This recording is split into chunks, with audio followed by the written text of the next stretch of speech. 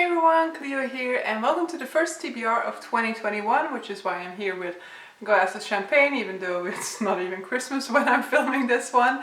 And it won't even be 2021 when the first of you are watching this, because this video is scheduled before the start of 2021.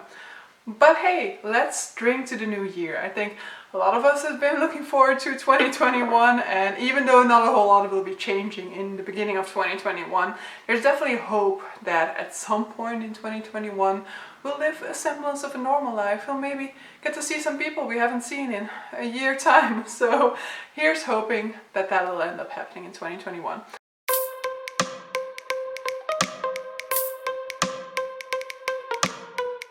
But so, before I dive into this TBR, I need to talk about some of the changes in 2021. So first of all, every book that I read in 2021 is worth a credit. Some are worth more than others, but a credit is basically €3 that I can spend on a new purchase. In every TBR video I'm going to be coming out with in 2021, I will tell you guys what the total credit amount is that I could get if I finish all of those books.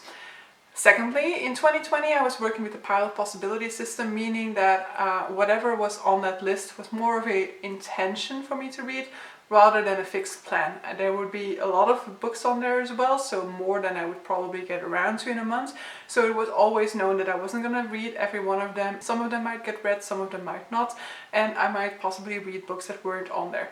In 2021, the TBR books is very much a TBR. However, I'm also keeping the list relatively short, which means that it is possible that I read books outside of this list. My magic number here will be kind of like 5 books. I think I want to put 5 books on there all the time.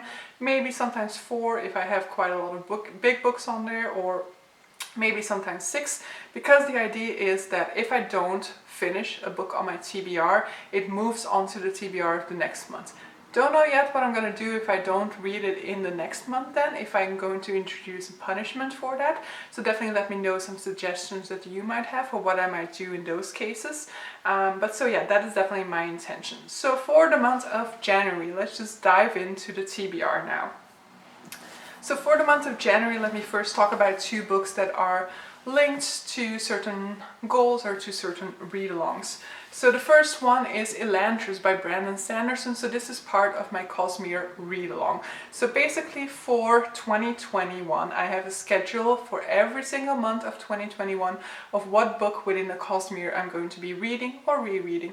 Majority is rereading. I've read a big part of the Cosmere already, but so Elantris is the first one up. So Elantris is basically a book about a sort of city that used to be prosperous and that has kind of fallen down and is kind of shattered. So the residents of Elantris used to be considered gods, but then this sort of cataclysmic event happened and they lost their powers, and so from that moment on they were kind of considered like living dead, because they cannot really die but they can also not heal. Basically they just slowly turn mad over the fact that whichever ache or whichever pain they have to endure in their life stays with them forever.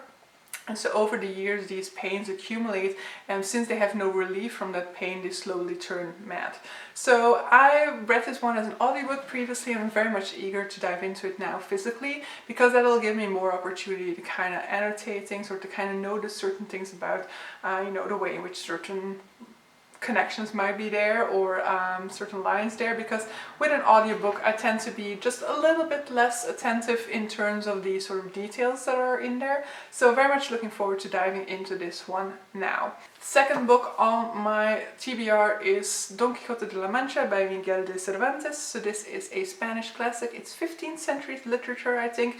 It's probably the most well-known piece of Spanish literature. I think you also have La Celestina, that at least in Spanish literature is very well known, but I don't know whether that one is all that known internationally. But so Don Quixote de la Mancha is a story about this guy who reads too much pulp fiction and can no longer see the distinction between fiction and reality. He imagines himself to be a sort of noble knight that needs to go on this quest in order to prove his love to his fair maiden Dulcinea. But in reality, the things that he's doing are basically just silly, just stupid. So one of the most well-known scenes from this book, for example, is a scene in which he is fighting giants. However, in reality, he's fighting windmills. Now, this is a 1,500 page book, more or less, that is, I have in the Spanish edition to to make my life even worse. So this is part 1, part 2 will be scheduled for February.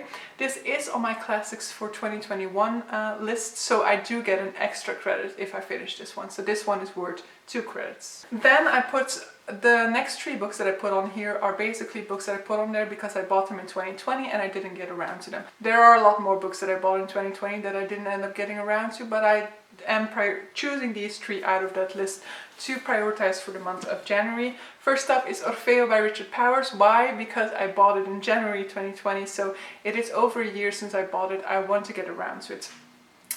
Basically, I read and loved The Overstory by Richard Powers in 2019, and so I wanted to read more by this author, and so I bought Orfeo. Orfeo is a story about this guy who works in a lab, and they do experiments on music apparently, but so his lab attracts the attraction of Homeland Security and he has to go into hiding, and it's all about him searching out his big influences in his musical life and trying to rekindle an audience's appreciation for music. What I very much loved about The Overstory is how it integrates the subject matter into the structure of the book, and so I'm hoping to find that as well with Orfeo. This book is worth the regular 1 credit. Next up, a book that ties in as well with my goal to read more fantasy is A Darker Shade of Magic by V.E. Schwab. So this is the first book in a trilogy. I have never read a V.E. Schwab, so this is part of the reason why I read this, why I bought this. So I bought a couple of books by like well-known fantasy authors, or at least well-known authors on BookTube, because they're kind of from the period of time in which I was studying and in which I was reading mainly classical literature, and so I didn't really catch on to this book or this author at all until I joined BookTube. And so I kind of want to catch up to that. Also, it just sounds like such a good one. It has 4 versions of London. I love books set in London. It's a subject that I want to one day make a video about. But so in this one, we're looking at 4 parallel Londons. We have somebody who is a world hopper who can hop between worlds. But I don't actually know the premise of this one, but I'll be interested to dive into this one. Have been hearing mixed things about this trilogy, but even if I don't end up loving it, I might still give V.E. Schwab a go, because I might still want to read The Invisible Life of Adelaide, because that sounds like it might be right up my alley. This book is worth the regular 1 credit. And then the final one I put on there is The Inland Sea by Madeleine. This is a book that I got in November in the Books That Matter subscription box. It is a book in which we are looking at the granddaughter of this explorer who lived in Australia and who was trying to find this mythical inland sea in the middle of Australia, but he never found it.